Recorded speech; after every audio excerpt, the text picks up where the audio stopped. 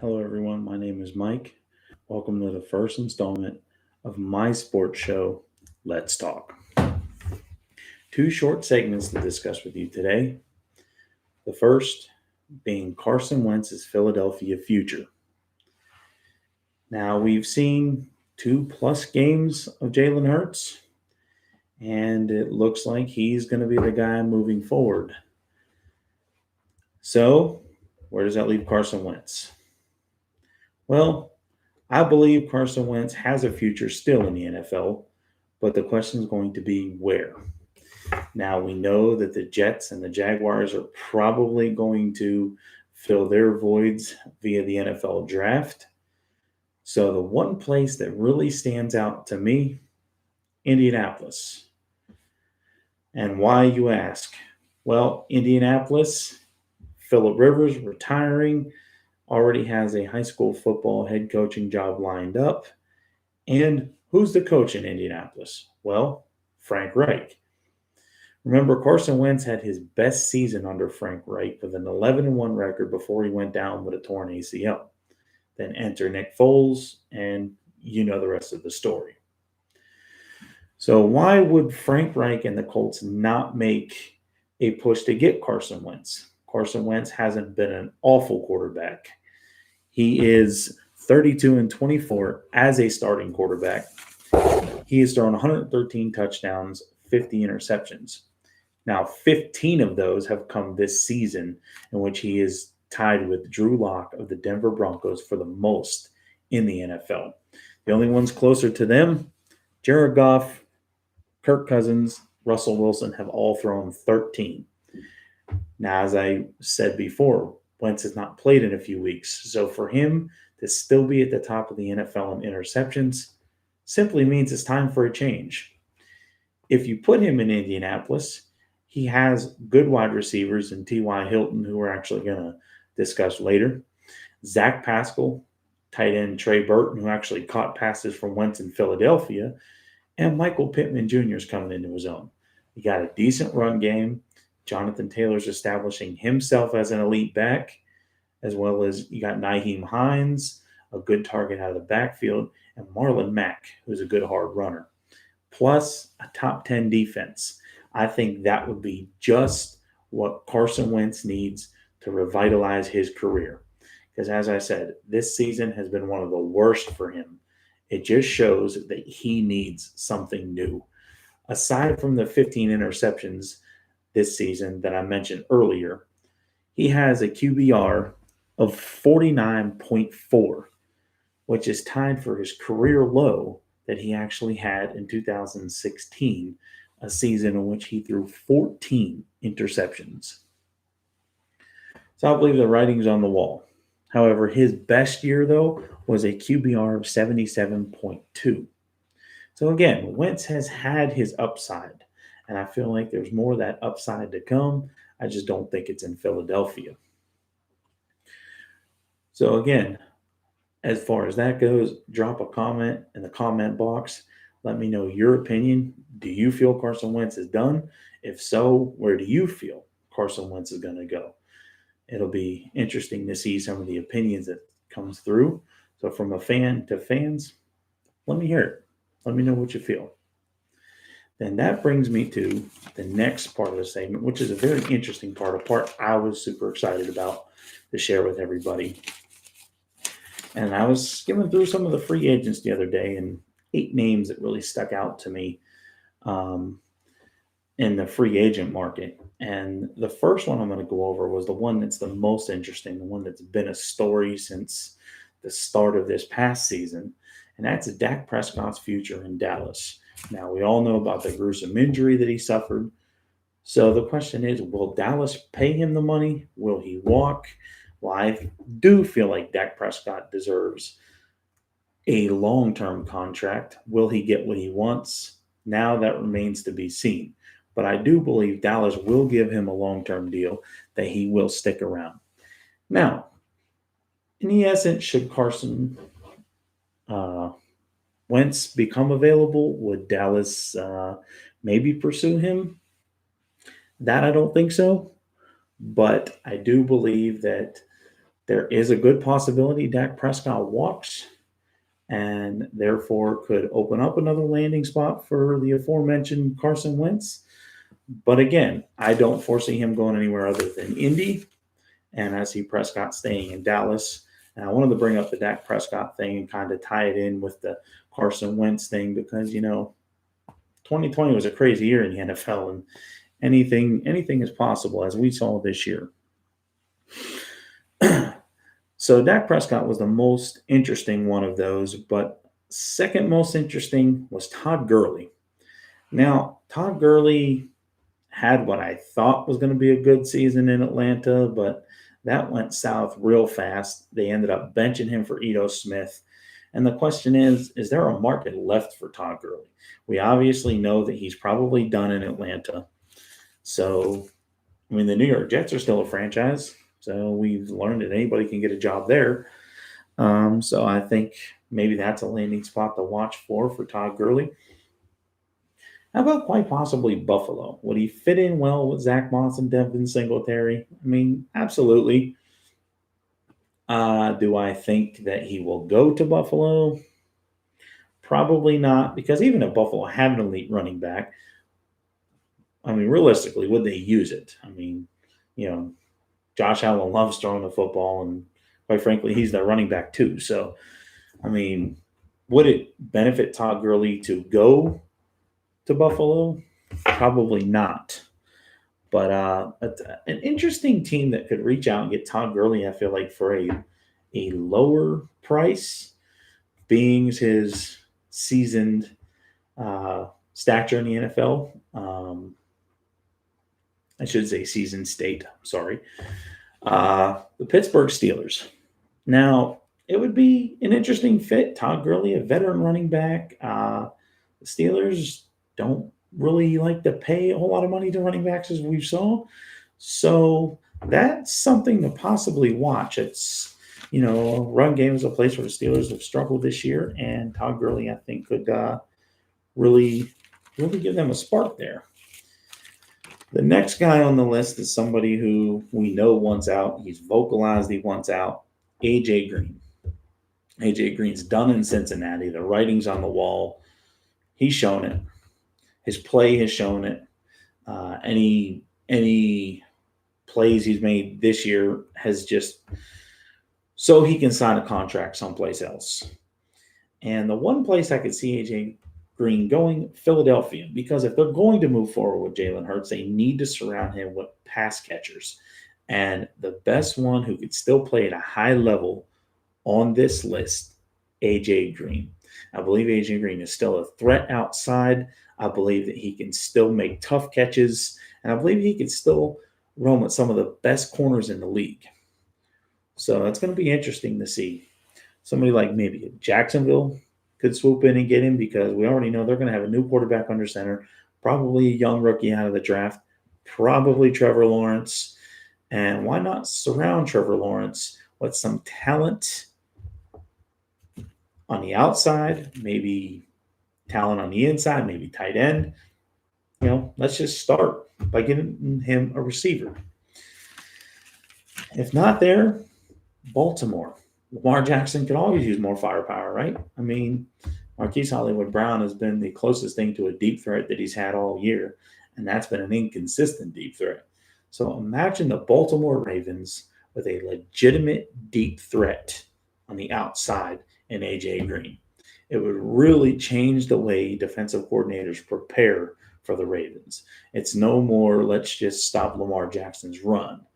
It would have to be, now how do we cover A.J. Green as well?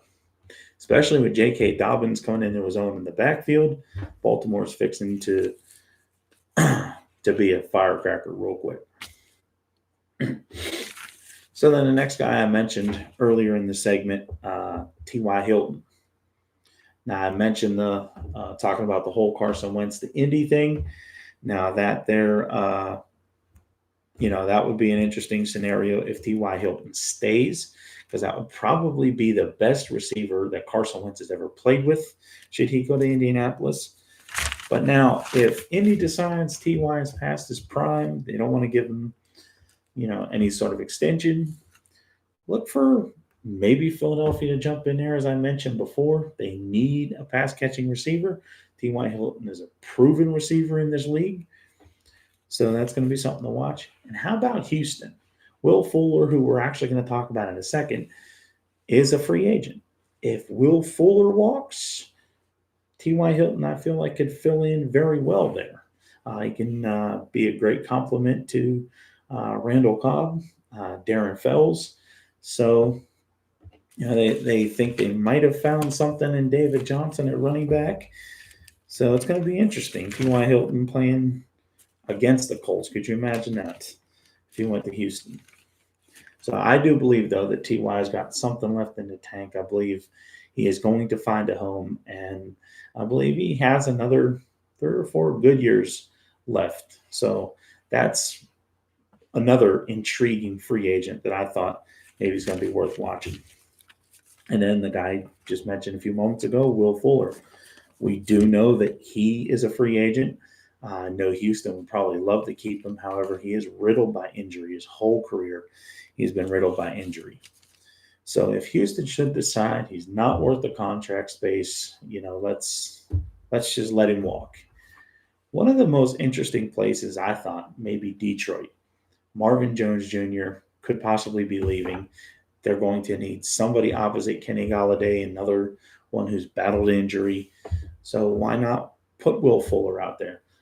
Whether or not they move on from Matthew Stafford, Will Fuller's a great target for an up-and-coming quarterback or even a veteran guy who's you're trying to get 3 or 4 more years out of. So, Will Fuller is a great compliment to any quarterback.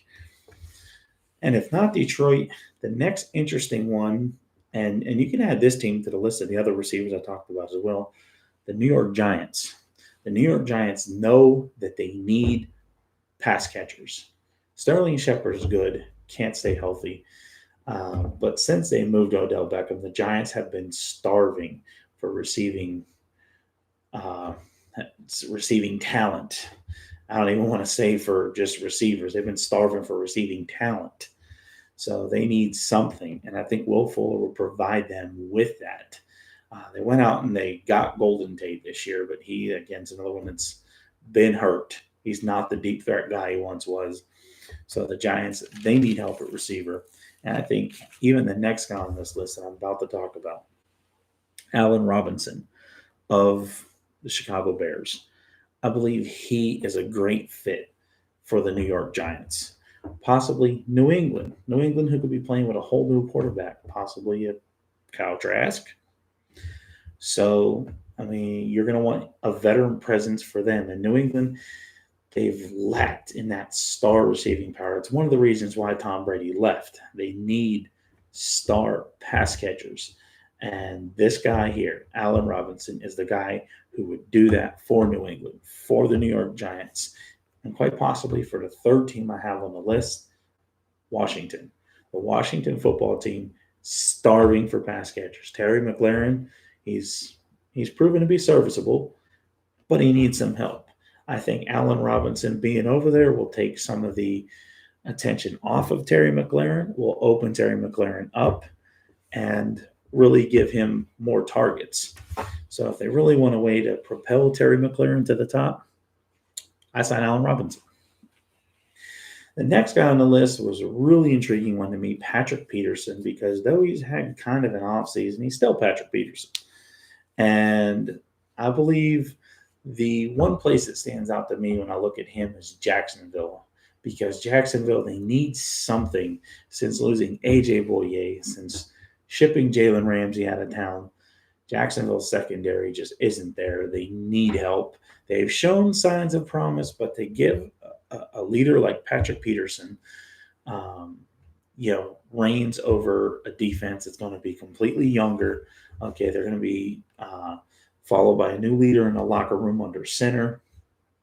And I really think that would give Jacksonville kind of a shot in the arm in the secondary that they need to play at a more competitive level.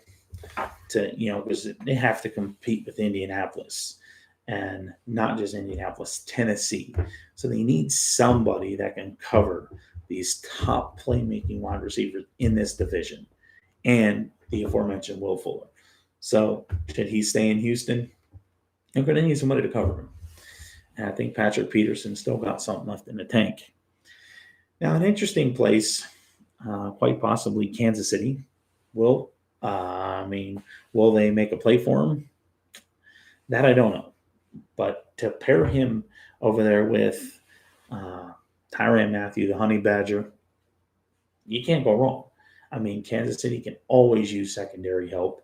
They can always use help defensively, period. But their front seven has gotten a lot better. You need some help in the secondary. I pursue Patrick Peterson. And the last team on that list, Patrick Peterson has been linked before to the Dallas Cowboys.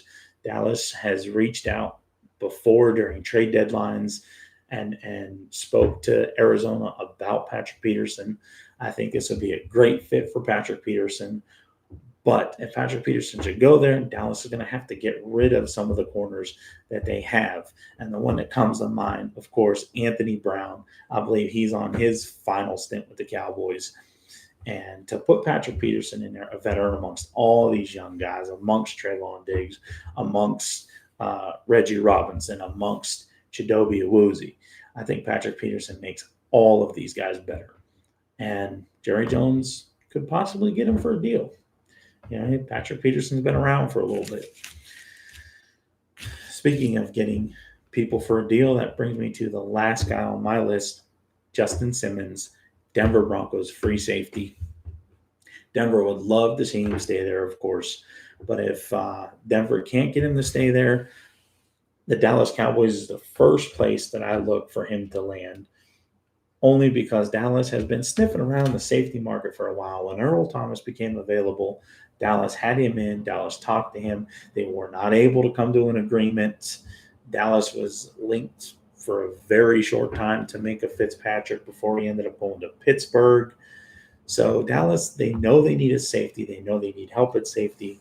They're looking for a guy that's easy on the price tag, but can still play at a high level. They thought they had that in HaHa Clinton-Dix. They didn't. They released him.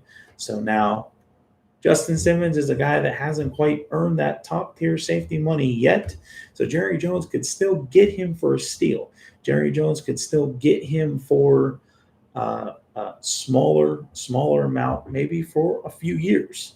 So I say you make a play for him, draft you another safety, draft somebody maybe to bring up behind him to compete with him for his job. That would be an interesting scenario, but it's a scenario I could see playing out. That or the Las Vegas Raiders to pair Justin Simmons with Jeff Heath, or to move Jeff Heath and to bring in Justin Simmons. Either route you want to go, it's good for the Las Vegas Raiders. John Gruden would be for it. Mike Mayock already making wholesale changes, has Las Vegas a contender. It looks like they're a contender for the future. So that's going to be interesting to see if Las Vegas will make a play on Justin Simmons, because who wouldn't? I mean, he's a great, talented safety you could get, again, for probably a middle class safety price tag. And that's just one of the teams that I feel like would really benefit from that. Or quite possibly a Jacksonville. Again, to maybe have a Miami Dolphins type free agency that they had this past season and just bring in these big names. So to pair Justin Simmons with, say, maybe a Patrick Peterson, you can have a whole new defensive outlook in Jacksonville. So again, those are two short segments that I share with you. Please, any opinions you have, drop them in the comment box below. It'll be really, really nice to hear your opinion, your thoughts on what you feel about both of the topics I went over with you today.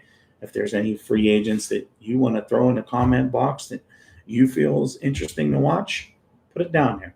Or any comment you have, any opinion you have on the Carson Wentz Philadelphia Eagles situation.